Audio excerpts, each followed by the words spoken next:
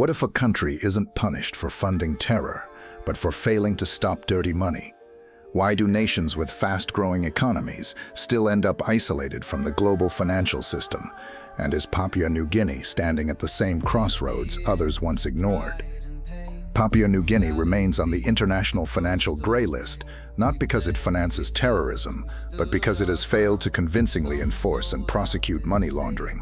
That is the message delivered by Prime Minister James Marape, as he issued strong and direct instructions to law enforcement, regulatory and financial institutions to act decisively against illicit financial flows. The Prime Minister warned that without real enforcement, PNG's economic growth efforts risk being completely undermined. PNG's core problem. According to Prime Minister Marape, the issue is not a lack of laws or institutions. Papua New Guinea already has police, financial regulators, oversight bodies, and anti-corruption agencies. The real problem, he said, is weak coordination, limited investigations, and a lack of visible prosecutions. International watchdogs do not simply look at policy documents. They look for results, arrests, convictions, seized assets, and recovered funds. Without those, a country remains flagged as high risk. It raises red flags for international banks, investors, and development partners. It increases the cost of doing business, it slows foreign investment, and it places extra scrutiny on every international transaction involving the country.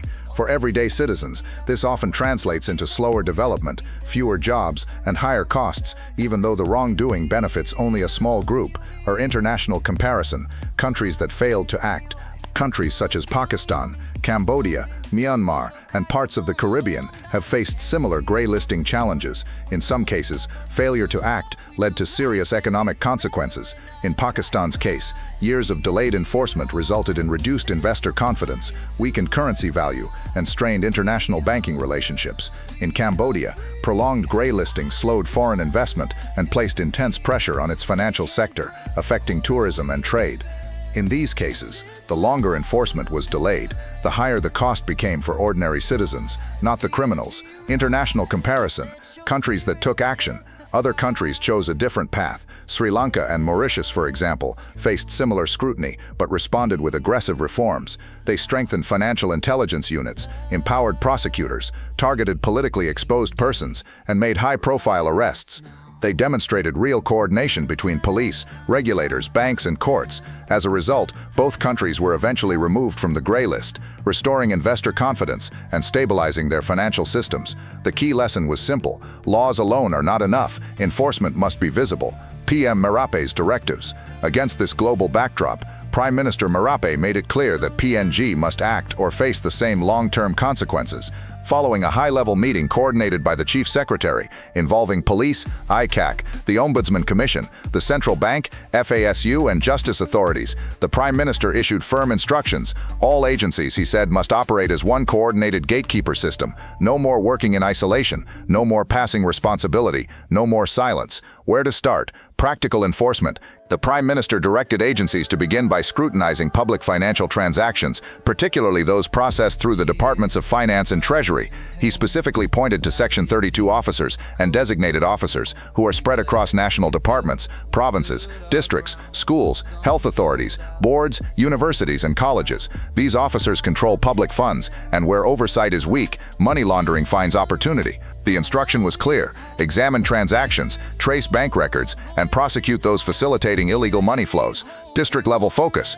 To remove any uncertainty, the Prime Minister even named a starting point. He directed authorities that if they do not know where to begin, they should start by examining district-level disbursements and investments, including targeted scrutiny of Taripori District in early 2026. The task is straightforward: track the money, confirm whether it reaches its intended purpose, and ensure it translates into real development on the ground. The big warning. Prime Minister Marape issued a stark warning: if PNG allows a shadow economy where corruption and money laundering benefit a few, then all efforts to grow the economy will be wasted. Roads, schools, hospitals, and services cannot compete with unchecked illicit flows, and once international confidence is lost, it is difficult and expensive to restore. Papua New Guinea now stands at a familiar crossroads, one many countries have faced before. Some ignored the warnings and paid the price. Others acted decisively and regained trust. The Prime Minister's direction is clear. Enforcement, coordination, and accountability must follow. The remaining question is not whether PNG knows the problem, but whether institutions will act before the cost becomes irreversible. Will 2026 mark the year enforcement finally begins? Or will Papua New Guinea remain trapped in a cycle where dirty money outweighs national progress?